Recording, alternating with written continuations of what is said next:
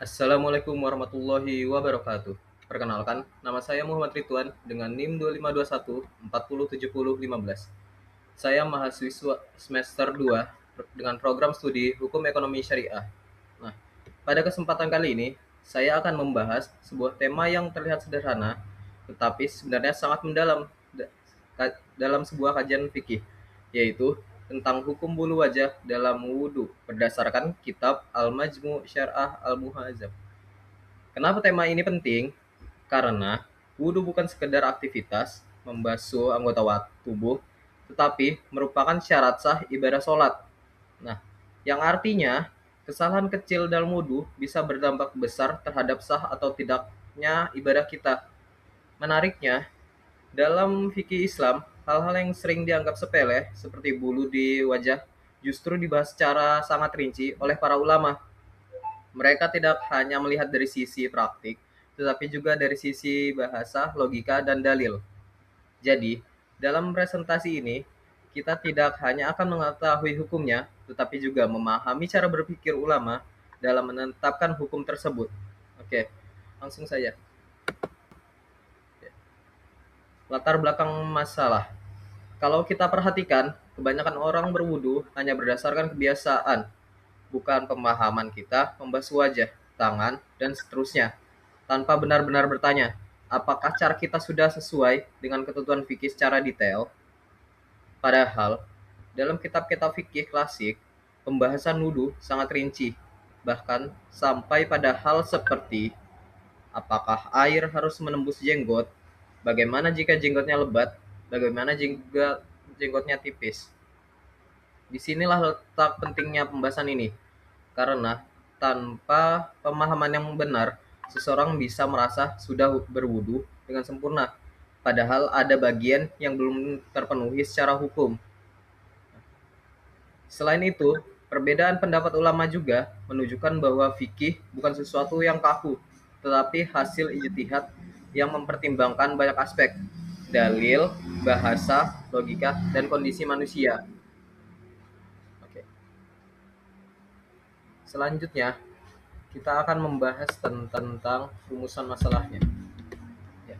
Untuk menjaga pembahasan tetap terarah, kita fokus pada beberapa pertanyaan utama, yaitu pertanyaan pertamanya, apa saja jenis bulu wajah yang menurut ulama ini penting karena jenis bulu memiliki hukum yang berbeda. Nah, pertanyaan keduanya, bagaimana hukum membasuh bulu tersebut dalam wudhu? Apakah semua harus sampai ke kulit atau ada pengecualiannya? Oke, pertanyaan yang ketiga, mengapa ulama berbeda pendapat dalam masalah ini? Nah, ini penting untuk memahami bahwa perbedaan bukan berarti salah, tetapi bagian dari dinamika ijtihad. Nah, dengan demikian, dengan menjawab tiga pertanyaan ini, kita tidak hanya memahami apa hukumnya, tetapi juga mengapa hukumnya seperti itu. Oke, lanjut. Definisi bulu wajah dalam fikih. Oke. Dalam literatur fikih, bulu wajah tidak dipandang sebagai satu kesatuan, tetapi dibagi berdasarkan lokasi dan sifatnya.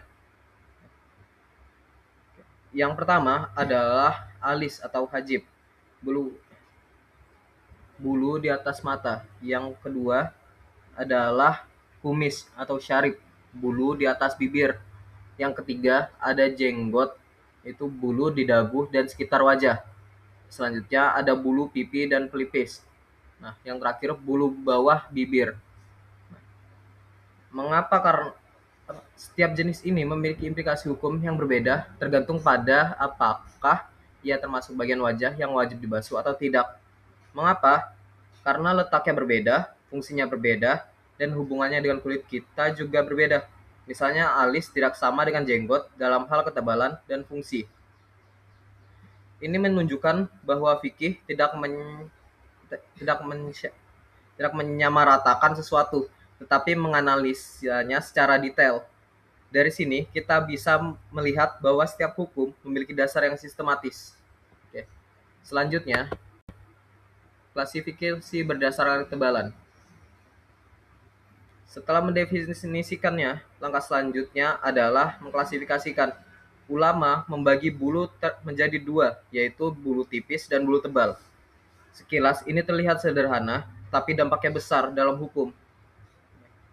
Bulu tipis adalah bulu yang tidak menutupi kulit, sehingga air masih bisa terlihat menyentuh kulit.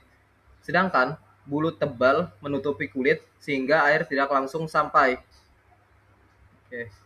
Di sini muncul logika penting. Apakah kewajiban dalam wudhu adalah menyentuh kulit atau cukup bagian luar?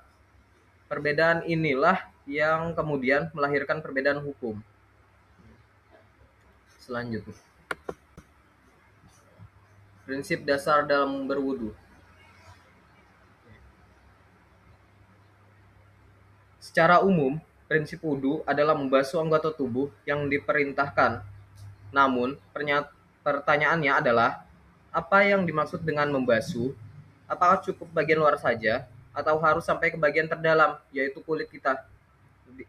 Nah, disinilah ulama mulai berbeda pendapat, karena dalam prakteknya, tidak semua bagian tubuh mudah dijangkau air. Maka muncul konsep penting dalam fikih, antara kewajiban ideal dan kemampuan manusia. Fikih selalu mempertimbangkan keduanya. Selanjutnya, pendapat Imam Syafi'i. Menurut Imam Syafi'i, sebagai salah satu imam besar, memberikan pendekatan yang sangat sistematis. Beliau tidak langsung menyamaratakan semua bulu, tetapi membedakan berdasarkan kondisi nyata di lapangan. Jika bulu tersebut tidak menghalangi air, maka air wajib sampai ke kulit. Tapi jika bulu itu menghalangi, maka cukup bagian luarnya saja. Oke. Pendekatan ini menunjukkan bahwa hukum Islam tidak hanya berdasarkan teks, tetapi juga realitas. Ini adalah kombinasi antara dalil dan logika. Selanjutnya, hukum bulu tipis. Nah, bulu tipis memiliki karakteristik antara lain tidak menghalangi air, kulit masih tampak, air mudah sampai ke bagian dalam. Hukumnya yaitu wajib membasuh hingga ke kulit. Artinya, jika seseorang hanya membasuh permukaan tanpa memastikan air sampai kepada kulit, maka wudhunya tidak sah. Bulu tipis adalah kasus yang relatif jelas, karena air bisa menembusnya dengan mudah, maka tidak ada alasan untuk tidak sampai ke kulit. Di sini logikanya sederhana. Jika tidak ada penghalang, maka kewajiban tetap berlaku secara penuh. Artinya, seseorang harus memastikan air benar-benar menyentuh kulit di bawah bulu tersebut. Jika tidak, maka wudhunya tidak sah. Ini menunjukkan bahwa dalam kondisi normal, standar hukum tetap tinggi. Oke. Selanjutnya, setelah bulu tipis. Setelah bulu tipis, kita akan membahas tentang bulu tebal. Bulu tebal, seperti jenggot lebat, memiliki karakteristik berbeda. Menutupi kulit secara penuh, air sulit menembus, menjadi penghalang alami. Hukumnya, cukup membasuh bagian luar saja, tidak wajib memastikan air sampai ke kulit karena adanya kesulitan. Berbeda dengan bulu tipis, bulu tebal menghadirkan kesulitan. Air tidak mudah menembus, dan jika dipaksakan akan menyulitkan manusia. Disinilah fikih menunjukkan fleksibilitasnya. Ulama mengatakan bahwa cukup membasuh bagian luar saja.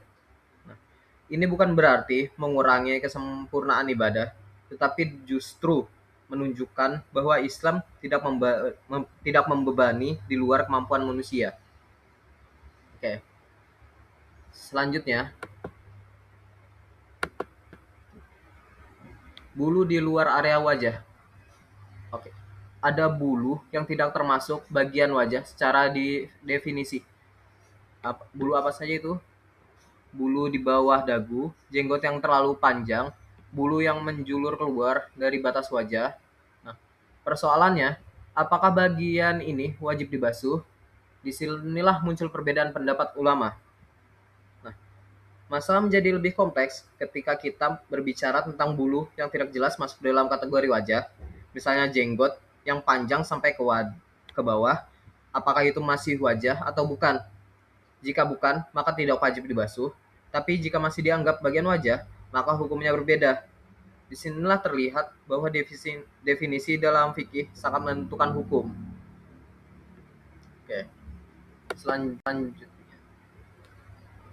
perbedaan pendapat ulama. Terdapat dua pendapat utama, yaitu pertama, tidak wajib dibasuh karena tidak masuk bagian wajah.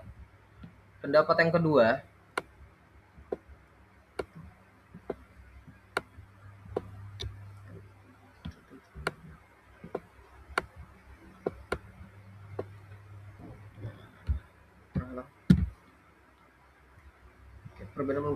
perbedaan pendapat bukan terjadi tanpa alasan. Sebagian ulama berpendapat tidak wajib karena keluar dari batas wajah. Sebagian lain berpendapat tetap wajib karena masih terlihat dan terhubung dengan wajah.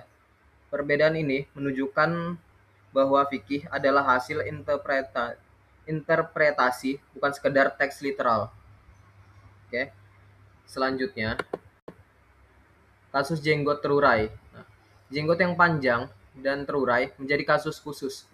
Dua pendapat tidak wajib dibasuh, dikiaskan dengan rambut kepala wajib dibasuh karena masih tampak sebagai bagian wajah.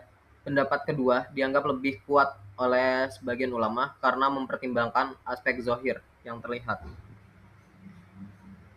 Kasus jenggot terurai adalah contoh nyata kompleksitas fikih. Sebagian ulama mengkiaskan dengan rambut kepala sehingga tidak wajib dibasuh. Sebagian lain melihatnya sebagai bagian wajah karena masih tampak. Di sini kita belajar bahwa satu fenomena bisa menghasilkan dua kesimpulan yang berbeda, tergantung pendekatan yang digunakan. Oke. Nah, analisis istilah mengguyur dan membasuh. Menurut Ar-Rafi, mengguyur artinya hanya bagian luar, membasuh artinya adalah luar dan dalam. Implikasinya, jika teks menggunakan kata mengguyur, tidak wajib ke dalam. Jika membasuh, wajib sampai ke dalam. Perbedaan bahasa ini menjadi kunci dalam memahami hukum. Perbedaan istilah seperti mengguyur dan membasuh ternyata sangat berpengaruh. Mengguyur hanya seperti menyiram bagian luar, sedangkan membasuh mencakup luar dan dalam. Dari sini, kita belajar bahwa dalam fikih, bahasa bukan sekedar kata, tetapi menentukan hukumnya. Oke. Analisis perbedaan ulama. Mengapa ulama berbeda pendapat? Perbedaan memahami dalil hadis, perbedaan definisi wajah, perbedaan metode kias, perbedaan dalam memahami kesulitan.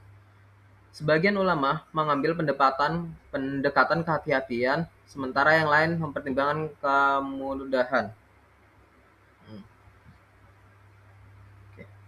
Jika kita tarik lebih dalam, perbedaan ini sebenarnya berasal dari metode berpikir. Ada yang lebih tekstual, ada yang lebih kontekstual, ada yang menekankan kehati-hatian, ada yang menekankan kemudahan. Semua ini menunjukkan kekayaan intelektual dalam Islam. Kesimpulannya, dari seluruh pembahasan dapat disimpulkan, bulu tipis artinya wajib sampai ke kulit. Bulu tebal cukup bagian luarnya saja. Jenggot terurai, ada khilaf, bagian luar wajah diperselisihkan.